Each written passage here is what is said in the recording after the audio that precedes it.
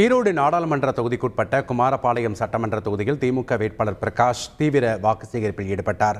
வீதி வீதியாக சென்று பிரச்சாரம் செய்த வேட்பாளர் பிரகாஷ் விசைத்தறி தொழிலாளர்களின் கூட்டத்திற்கு சென்று திமுக கூட்டணியிலான மத்திய அரசு அமைந்தால் விசைத்தறி ஜவுளி உற்பத்திக்கென தனி சந்தை அமைக்கப்படும் என்று உறுதியளித்து வாக்கு சேகரித்தார்.